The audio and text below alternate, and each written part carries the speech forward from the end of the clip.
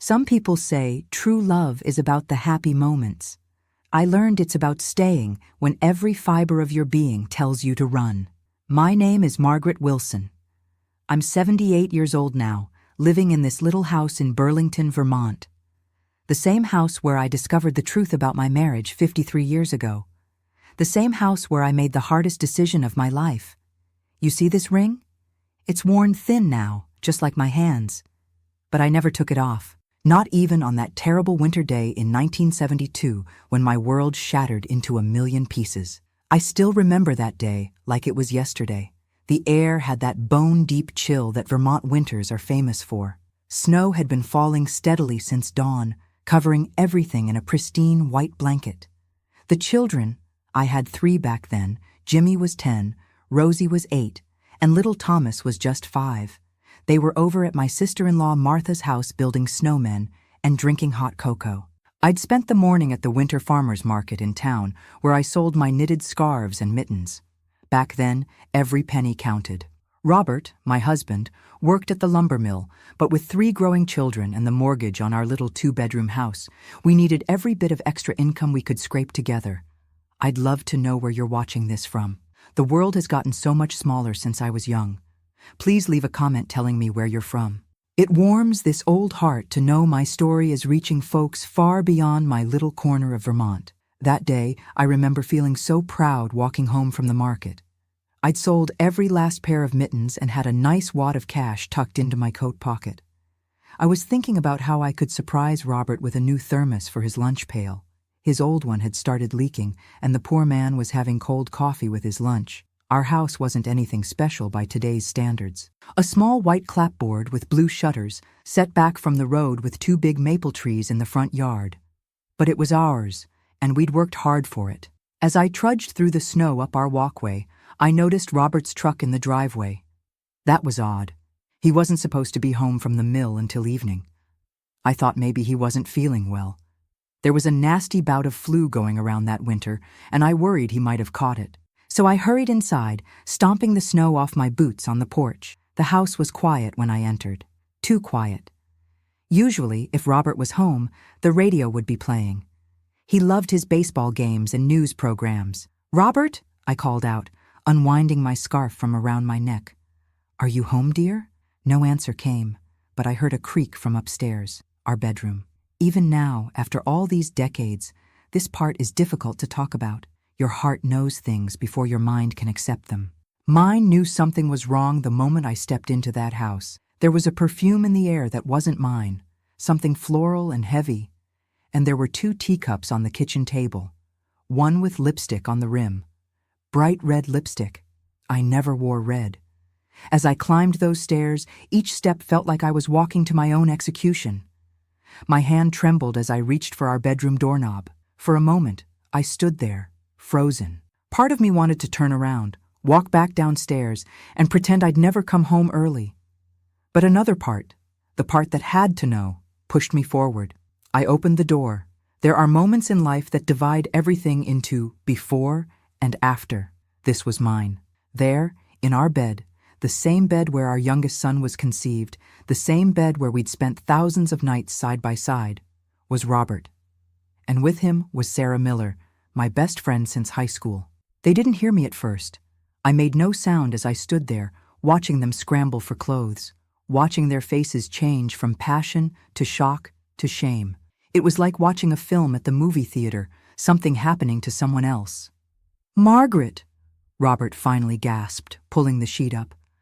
I thought you were at the market until 3. I remember how absurd that statement seemed. As if the problem was my schedule, not his betrayal. Sarah wouldn't look at me. She kept her eyes on the floor as she hastily buttoned her blouse. My best friend. The woman who had held my hand through each of my childbirths. The woman who had brought us meals when Robert threw out his back 2 summers ago and couldn't work for a month. The woman who knew all my secrets, my hopes, my fears. I didn't scream. I didn't throw things like women did in the movies. I simply turned around, closed the door behind me, and walked downstairs to the kitchen. I sat at the table, next to those 2 teacups, and stared out the window at the falling snow. Sarah left without saying goodbye. I heard the back door close, heard her car start up and drive away. Robert came down about 10 minutes later, his face ashen, his eyes red-rimmed. "Maggie," he started, his voice breaking. "I don't know what to say." "How long?" I asked, still staring out the window. My voice sounded strange to my own ears, calm, detached, like it belonged to someone else. "It doesn't matter," he mumbled. I turned to look at him then. "It matters to me." 6 months, he finally admitted. "It started last summer when you took the kids to your mother's for 2 weeks. 6 months. Half a year of lies. Half a year of them laughing behind my back, of shared secrets, of betrayal." "Do you love her?" I asked. I needed to know everything, all at once, like ripping off a bandage. Robert couldn't answer at first. He just stood there, shoulders slumped, looking older than his 36 years. "I don't know," he finally said. "I think I might." Those words cut deeper than anything else could have. Not the physical betrayal, but the emotional one. The thought that he had given his heart, the heart I thought belonged to me, to our family, to someone else. I twisted my wedding ring around my finger, a nervous habit I'd developed over the years. I had every right to take it off, to throw it at him, to walk out that door and never look back. That's what my mother would have done. That's what any self-respecting woman in 1972 should have done. But I didn't. You might be wondering why. Why I didn't kick him out right then and there. Why I didn't make a scene. The truth is complicated. We had 3 children who adored their father. We had a mortgage. In 1972, a divorced woman with 3 kids had few prospects, but it was more than practical concerns that kept that ring on my finger. As I sat there in our kitchen, with the evidence of their afternoon tea and infidelity before me, Robert looking like a whipped dog, I realized something. Despite everything, despite the pain that was only beginning to register, I still loved him. 12 years of marriage, of building a life together, of raising children and struggling to make ends meet. You don't just turn that off like a faucet. And there was something else, something I noticed as he stood there waiting for my verdict. Robert was coughing, not just clearing his throat from nervousness, but deep, rattling coughs that seemed to come from his very core. "How long have you had that cough?" I asked, momentarily distracted from our marital crisis. He waved it off. "A couple weeks. It's nothing, just the dust at the mill." But I knew my husband. I'd been watching him lose weight, coming home more tired than usual. I'd attributed it to working overtime, to the stress of providing for our family during the cold winter months when heating bills skyrocketed. "Have you seen Dr. Merrill about it?" I pressed. "I don't need a doctor for a cough, Margaret," he snapped, then immediately looked contrite. "I'm sorry. I have no right to be short with you. Not today of all days. If you're finding something valuable in my story, would you mind hitting that like button? And if you haven't subscribed yet, I'd be ever so grateful if you did. At my age, it's a blessing to be able to share these life lessons with all of you wonderful people." What happened next changed everything. As Robert stood there in our kitchen, waiting for me to tell him to leave, to scream, to fall apart, he started coughing again. This time, he couldn't stop. He doubled over, gripping the counter to steady himself, and when he pulled his handkerchief away from his mouth, I saw what he'd been hiding from me. Blood, bright red against the white cotton. That's when I knew. This wasn't just a cough from the mill. This was something far worse. That moment in our kitchen, seeing the blood on Robert's handkerchief, is frozen in time for me. It's strange how life works. One minute, your biggest problem is your husband's betrayal, and the next, you're terrified you might lose him forever. "Robert," I whispered, rising from my chair. "How long have you been coughing up blood?" His eyes wouldn't meet mine. "A few weeks. It's nothing, Maggie. Just a bad cold." But we both knew it wasn't nothing. The color had drained from his face, and not just from the shame of being caught with Sarah. There was fear there too, the kind of fear a man feels when his body begins to betray him. "We're going to Dr. Merrill." "Now," I said, already reaching for my coat that I'd just taken off. "Margaret, please," he protested. "We need to talk about what you saw upstairs." I remember looking at him. This man I'd loved since I was 19 years old. This man who had just broken my heart, and feeling something shift inside me. The betrayal was still there, raw and painful, but something else was taking precedence. "The only thing we need to talk about right now is getting you to a doctor," I said firmly. "Whatever else is happening between us can wait." He tried to argue, but another coughing fit silenced him. This one worse than before. I held his arm as he bent over, his whole body shaking with the effort. When it passed, he looked at me with tears in his eyes. "I'm scared, Maggie," he admitted, his voice barely audible. In that moment, he wasn't my unfaithful husband. He was just a frightened man facing his own mortality, and I was still his wife. "I know," I said. "I'm scared too, but we'll face it together." I don't know why I said that. It just came out, natural as breathing. Maybe it was habit after 12 years of marriage. Maybe it was because I couldn't imagine not being by his side when something was so obviously wrong. Or maybe, deep down, I already knew that what was coming would be bigger than his affair, bigger than my hurt pride, bigger than both of us. Dr. Merrill's office was usually closed on Saturdays, but he lived above his practice, and I knew he'd see us. He delivered all 3 of our children. Back then, doctors were part of the community in a way that's hard to find these days. He took one look at Robert, heard the cough, saw the blood, and his face grew serious. He listened to Robert's lungs, asked about night sweats, weight loss, fatigue, all things I'd noticed but hadn't pieced together. "I want to send you to Burlington for some tests," Dr. Merrill finally said, removing his stethoscope. "There's a specialist there, Dr. Reinhardt. I'll telephone him right now." The waiting room was silent as Dr. Merrill stepped out to make the call. Robert sat hunched over, staring at his hands. I stood by the window, watching snow pile up on the street outside. "I never meant to hurt you," he said finally. "What happened with Sarah? It was stupid. Selfish. I didn't turn from the window. Why her? Why my best friend?" It was the question that had been burning in my mind since I opened that bedroom door. Of all the women in our small town, why did it have to be Sarah? Robert sighed. "She was there. When you took the kids to your mother's last summer, I was so lonely. Sarah stopped by with a casserole, said she thought I might be missing home cooking. We got to talking. She seemed interested in me, in what I had to say. It had been so long since I felt that. I've been interested in you every day of our marriage," I said, my voice tight with anger and hurt. "I've listened to you. I've supported you.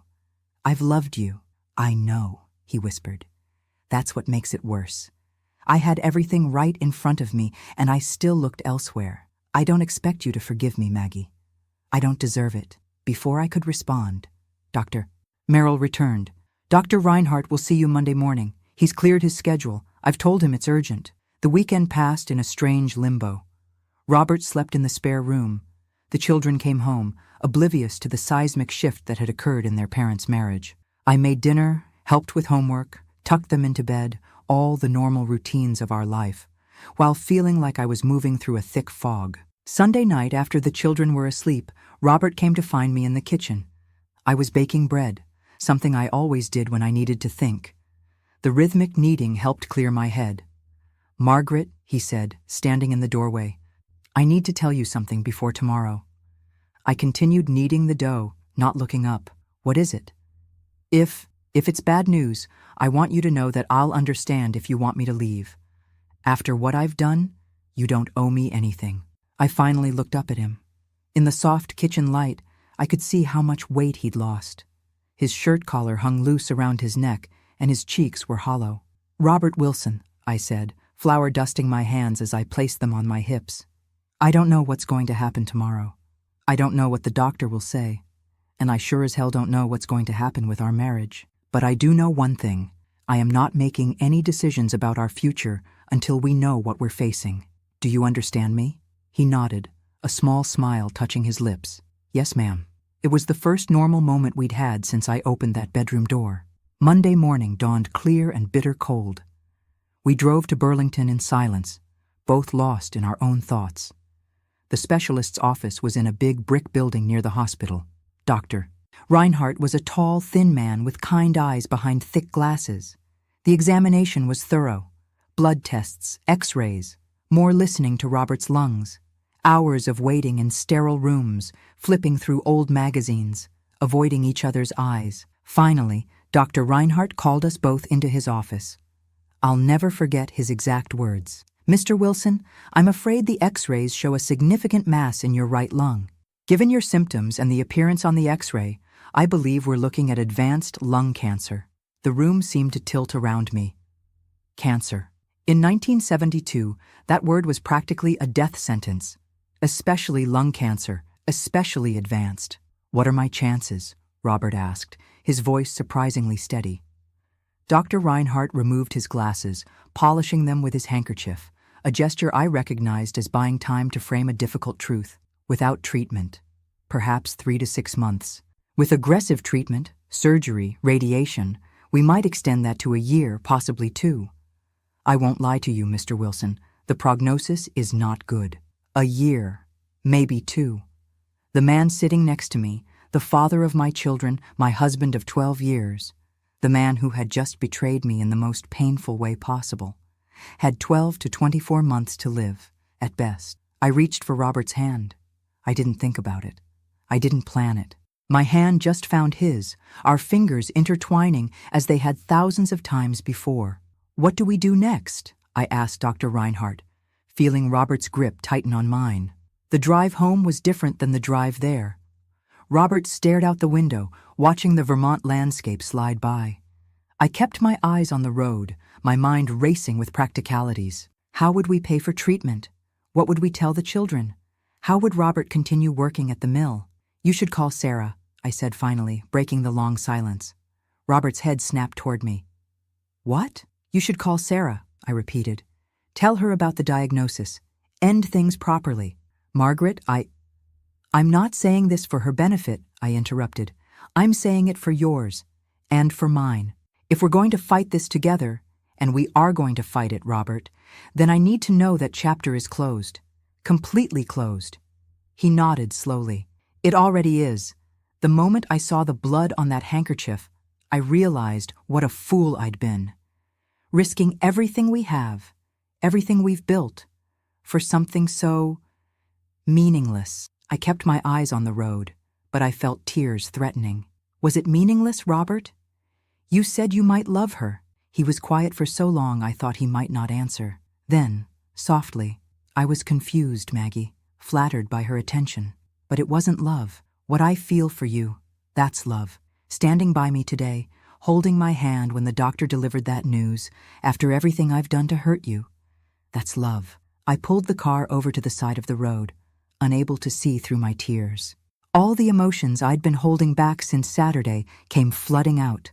The betrayal, the fear, the uncertainty of our future.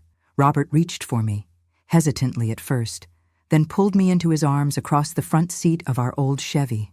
"I don't want to die, Maggie," he whispered into my hair.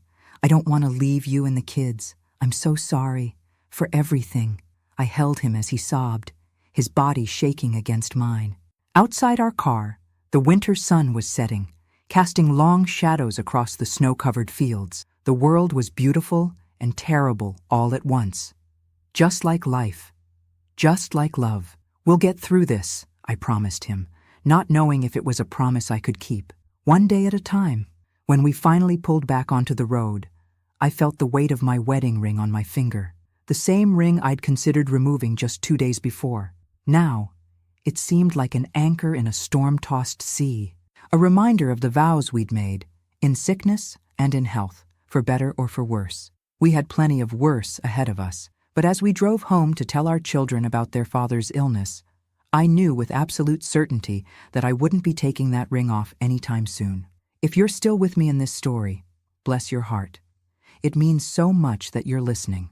Don't forget to hit that like button if this is touching your soul, and subscribe to hear what happened next. We all go through dark times, don't we? I'd love to know in the comments if you've ever had to make a hard choice about forgiveness in your own life. Telling the children about their father's illness was one of the hardest things I've ever done. We gathered them in the living room that evening, the 3 of them sensing something was wrong from the moment we walked through the door. "Is Daddy in trouble?"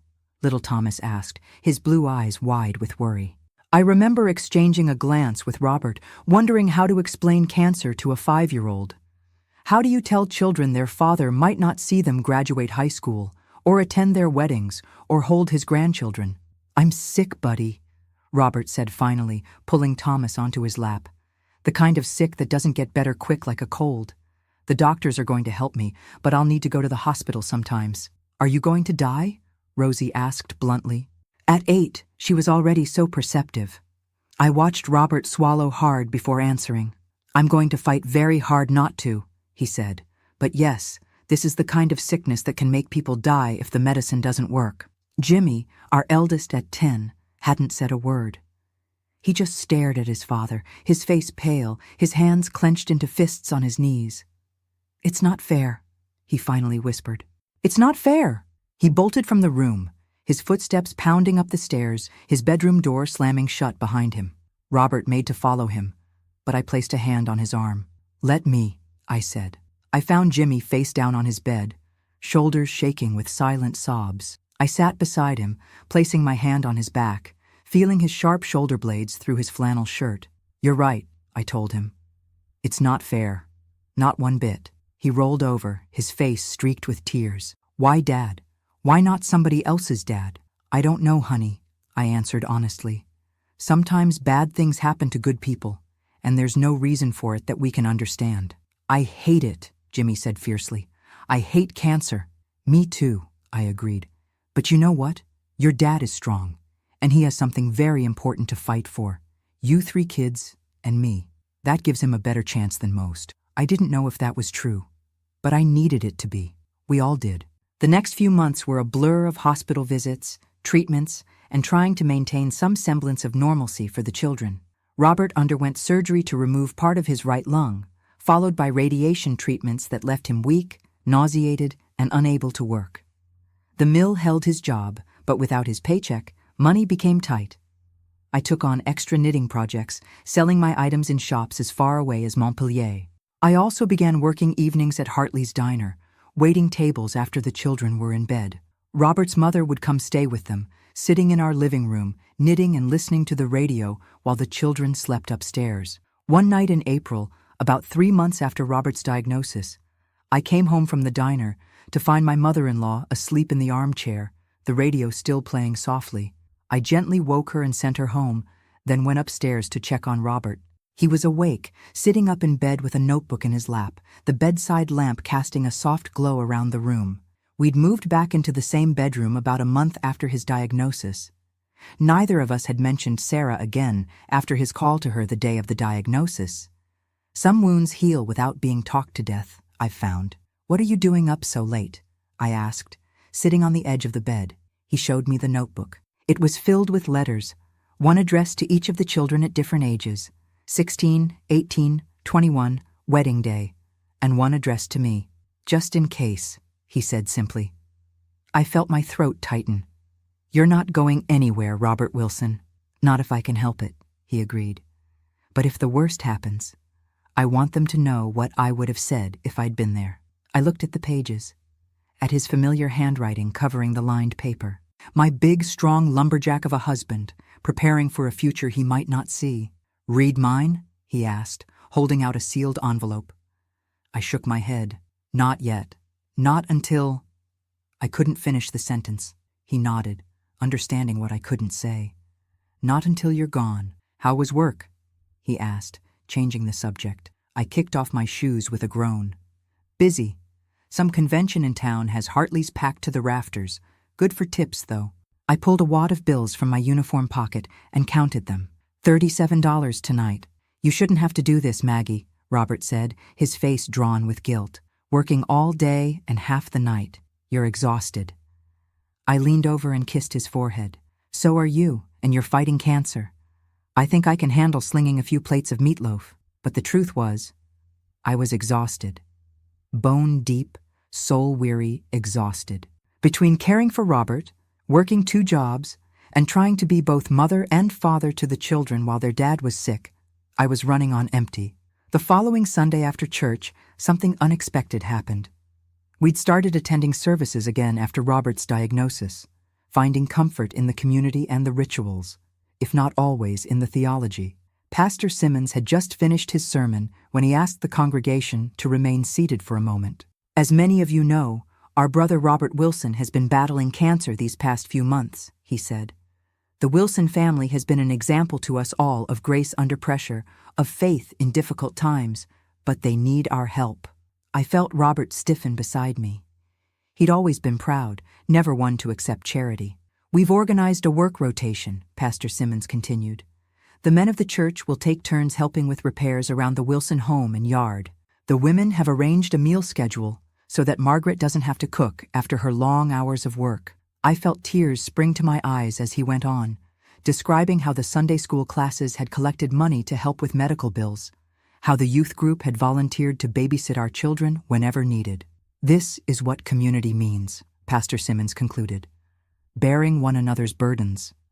The Wilsons have carried this burden alone for too long. It's time we carried it with them.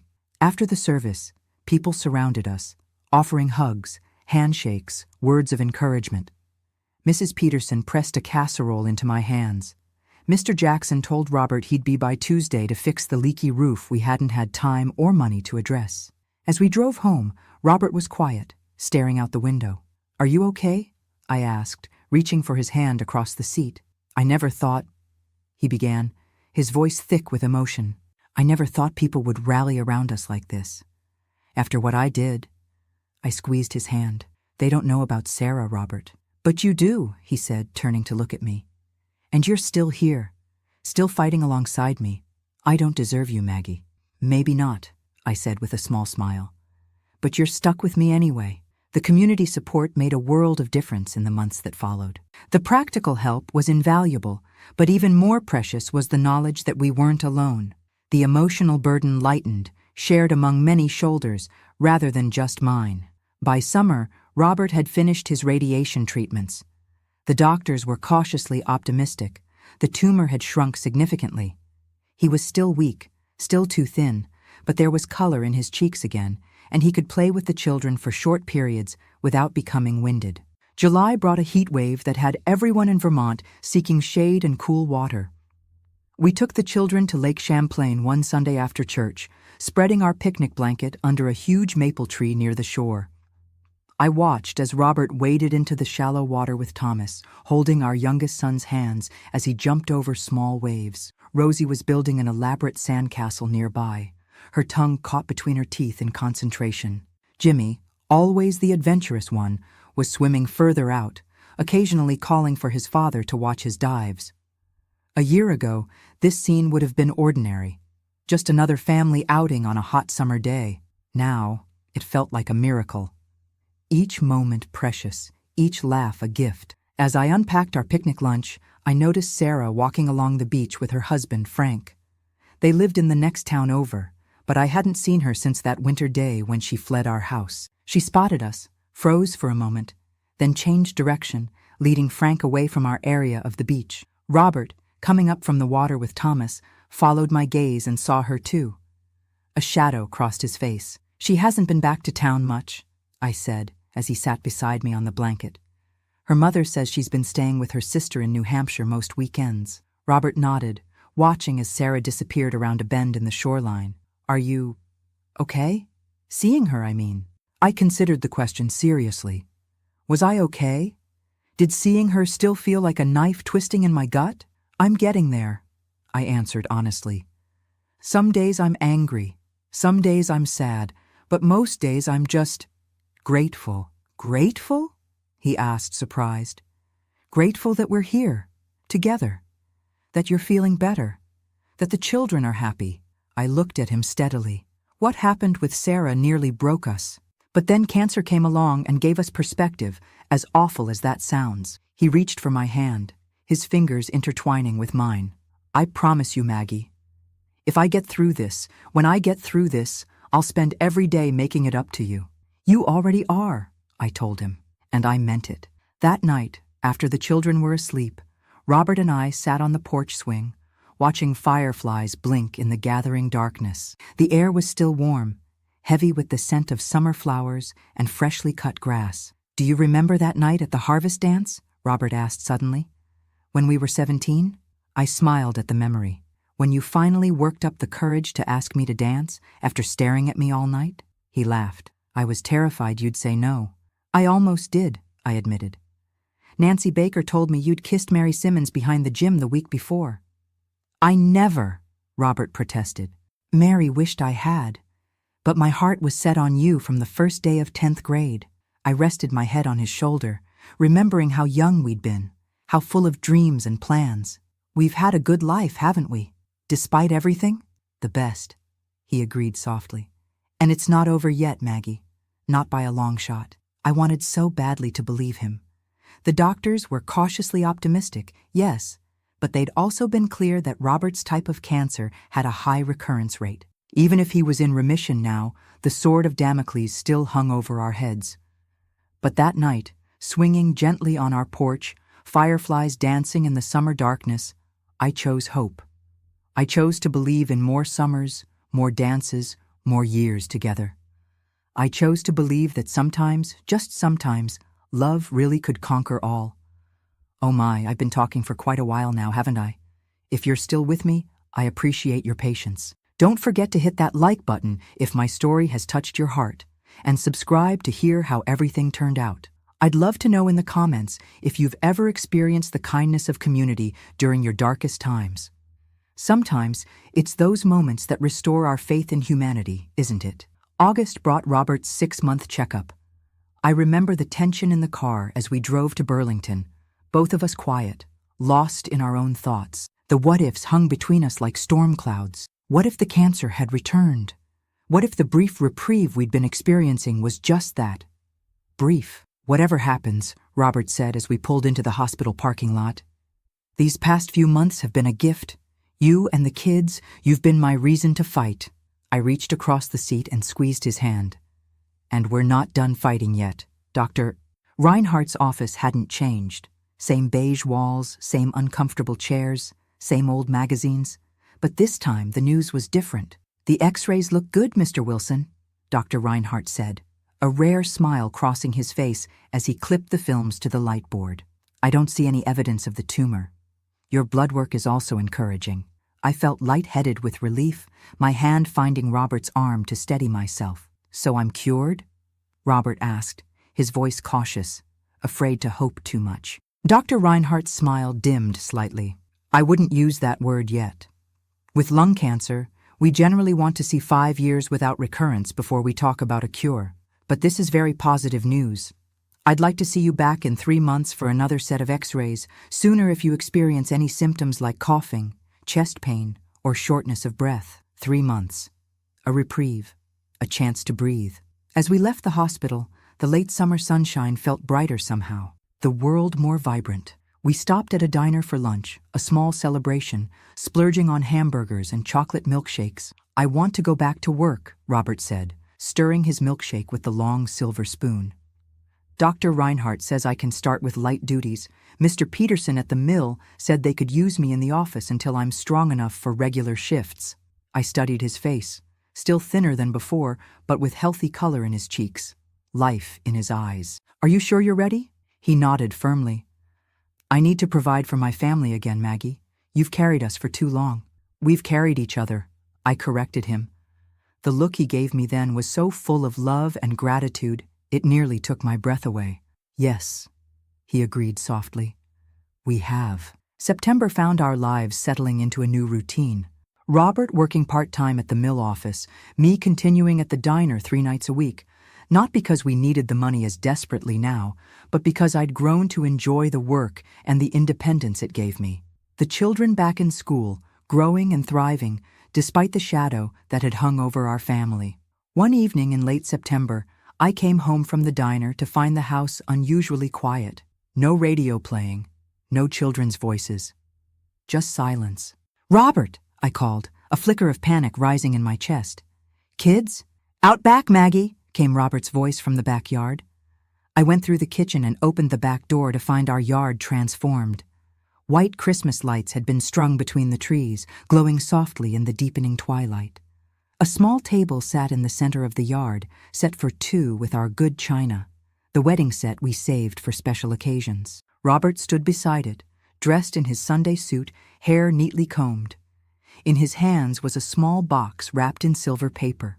"What's all this?" I asked, stepping into the yard in my diner uniform, suddenly conscious of the coffee stain on my apron. An anniversary, Robert said. Of sorts. I did the mental math quickly. Our wedding anniversary was in April. The children's birthdays were scattered through the year. What anniversary? It's been exactly 7 months since the day you found me with Sarah, he said quietly. 7 months since you had every reason to throw me out, to take off that ring. And 7 months since you chose to stay by my side, even when I didn't deserve it. I felt tears spring to my eyes. Robert, the children are at my mother's for the night, he continued. I wanted us to have this evening together, to celebrate the fact that I'm still here, that we're still here, together. He held out the silver box. For you. Inside was a delicate silver chain, and on it a small heart pendant studded with tiny diamonds that caught the light from the Christmas lights strung above us. It's not much, Robert said, almost apologetically. I've been saving from my paychecks. I wanted to give you something to show you. I silenced him with a kiss, the pendant clutched in my hand. When we finally broke apart, both a little breathless, I whispered, It's beautiful. But you didn't need to give me anything. I wanted to, he insisted, taking the necklace and moving behind me to clasp it around my neck. I wanted something that would remind you every day how much I love you, how grateful I am for your forgiveness. As his fingers brushed my neck, fastening the clasp, I closed my eyes. I didn't stay because I'm a saint, Robert. I stayed because I love you. Because 50 years from now, I want to be sitting on that porch swing with you, watching our grandchildren play in this yard. 50 years, he repeated, coming around to face me again. I like the sound of that. He held out his hand. May I have this dance, Mrs. Wilson? There was no music playing, but it didn't matter. We swayed together under the stars and the twinkling lights, the scent of autumn leaves in the air, holding each other close. I keep thinking about that day, Robert said after a while, his cheek resting against my hair. How different everything would have been if you hadn't come home early. I pulled back to look at him. What do you mean? If you hadn't caught me with Sarah, I might never have gone to the doctor when I started coughing up blood. I might have kept hiding it, kept pretending I was fine, until it was too late. His voice broke slightly. Your coming home early that day might have saved my life, Maggie. I'd never thought of it that way. The worst day of my life, walking in on my husband's betrayal, might have been the thing that saved him. Sometimes the worst moments lead us to where we need to be, I said thoughtfully. If you hadn't gotten sick, we might not have found our way back to each other after what happened. I would have found a way, Robert said firmly.